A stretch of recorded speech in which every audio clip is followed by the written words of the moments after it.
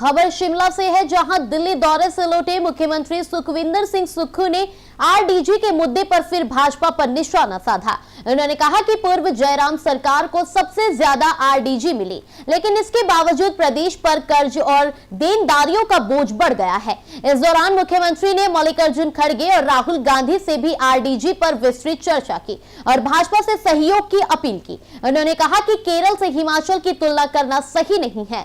सुक्खू ने जंतर मंतर प्रदर्शन पर कहा कि ये राजनीति रणनीति का हिस्सा है और इस पर विचार के बाद फैसला लिया जाएगा। साथ ही उन्होंने यूथ कांग्रेस कार्यकर्ताओं के प्रदर्शन का समर्थन किया और गिरफ्तारी को गलत बताया। राज्यसभा चुनाव पर मुख्यमंत्री ने कहा कि उम्मीदवार का निर्णय एआईसीसी अध्यक्ष और राहुल गांधी तय करेंगे।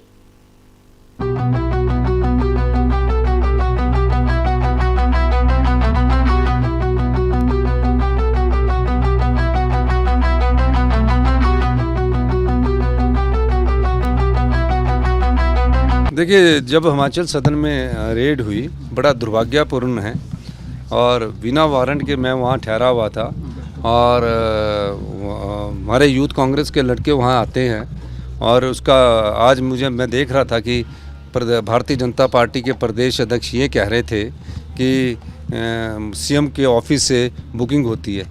हमारे यूथ कांग्रेस के वर्कर है, सीएम के ऑफिस से बुकिंग नहीं होगी तो कहाँ से होगी?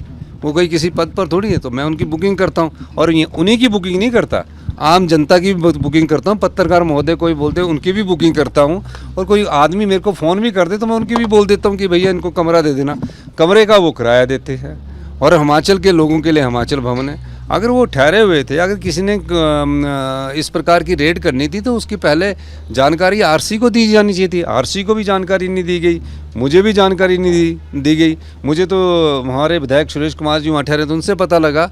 और जो लोकतंत्र की एक प्रक्रिया है, लोकतंत्र में अगर कोई विरोध करता है, शांतिप्रिय तरीके से विरोध करता है तो वो विरोध नहीं माना जाना चाहिए। अगर उन्होंने शांतिप्रिय तरीके से बयान खोल के विरोध किया तो उसको विरोध नहीं माना जाना चाहिए। यूथ कांग्रेस ऐसे प्रदर्शन हमेशा करती रही। हम जब यूथ कांग्रेस में थे तब भी प्रदर्शन करते रहे। उदय भान जी की भी गिरफ्तारी हुई है। ऐसे समय क्या होता था कि उनको सिर्फ चेतावनी देके छोड़ दिया जाता था कि अगली बार आपने ऐसा नहीं करना, लेकिन इस बार ऐसा हुआ है तो ये गलत बात है।